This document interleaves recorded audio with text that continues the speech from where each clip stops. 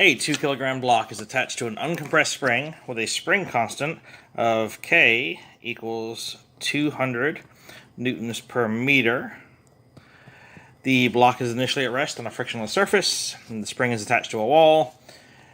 And in an experiment, there's a 0.1 kilogram ball of clay thrown at the block, which is moving with a speed v of 63 meters per second.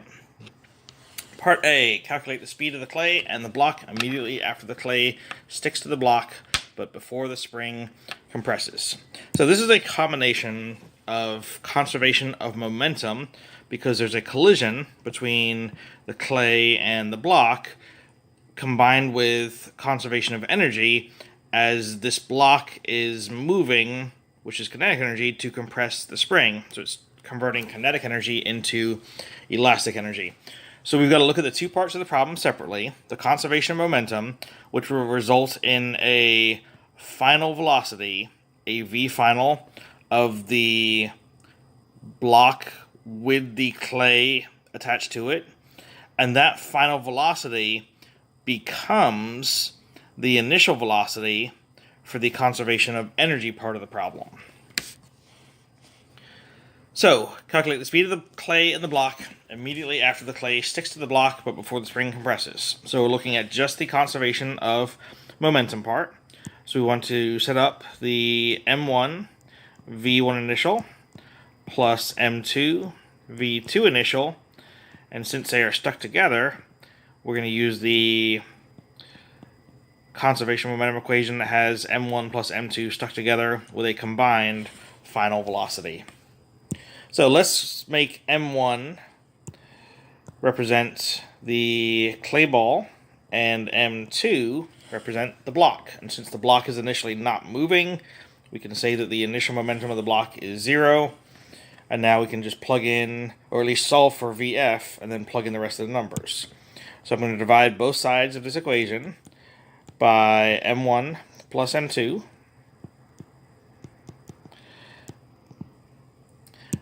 That will give me the VF by itself. When you plug in M1 initial, when you plug in M1 right here, that's the mass of the clay, which is 0.1, times its velocity, 63, divided by 0.1 plus the mass of the block is 2. So divided by 2.1, you should get the answer of 3 meters per second. Okay, now that we know the block with the clay attached to it is moving at 3 meters per second, that's basically kinetic energy of the block clay system, which is going to be converted into the elastic energy of that spring as it compresses the spring. So this is where we want to set up now for part B, the conservation of energy.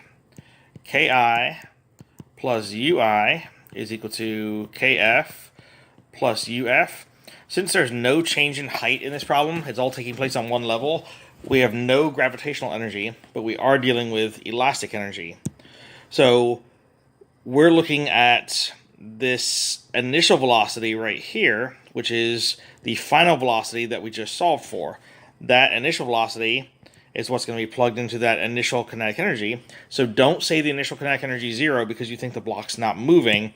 Remember, this is immediately after the clay hits it. That's the initial kinetic energy we're talking about. And at that point, the block clay system is moving at 3 meters per second, which you calculated in part A.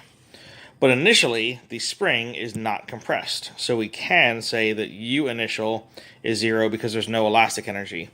And then when the spring is fully compressed, it is going to be momentarily stopped, so the final kinetic energy at full compression is 0, but because the spring is compressed at that point, it does have elastic energy.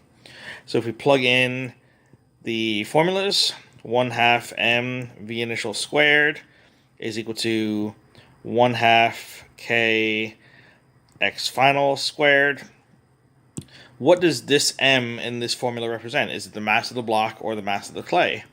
Well, remember, the two things were stuck together immediately after the collision, so that M is actually the joint mass of the clay block system, which is 2.1. So we can just take this whole equation now. We know the M, we know the initial speed, which we just solved for, was 3 meters per second. We know the K is 200, and we are solving for the X, which is how much the spring compresses by. You can make this equation a little bit simpler by canceling out the 1/2 on both sides. And when you solve for X, it is going to be given in meters. So the answer is that you should get in your calculator is about 0.307 meters, which I then converted into centimeters to put on the to put as the answer to this question. Part C, calculate the mechanical energy of the system before the clay hits the block. So mechanical energy is just all the kinetic and elastic energies that exist. So before the clay hits the block, there's no elastic energy because the spring is not compressed, so we only have kinetic energy.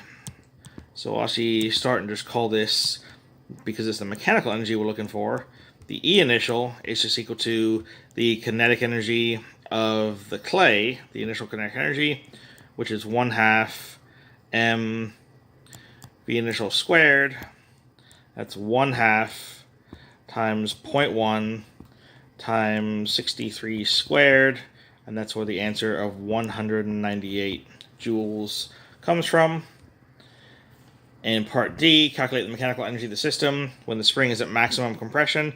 So the final mechanical energy of the whole entire process is only going to be elastic energy, because when the spring is at maximum compression, there's no more motion, there's no more movement in the system. So it's just going to be 1/2 k x squared. So 1/2 times 200 times this value that you got for x, put it back as meters, not in centimeters. So 0.307 squared, and that's where the answer of 9.4 joules comes from. And now if we compare those two answers, we can see that initially the system had 198 joules of energy, and at the end the system only had 9.4 joules of energy. So we want to explain why the mechanical energy of the system is not conserved. And this should be a pretty obvious answer, because if you go back to the beginning, the type of collision that we had was a perfectly inelastic collision because the two items stuck together. And in a perfectly inelastic collision, the maximum amount of kinetic energy is lost. So you're going to lose a lot of energy just during that part of the collision, and all the energy was lost going from the initial to the final values.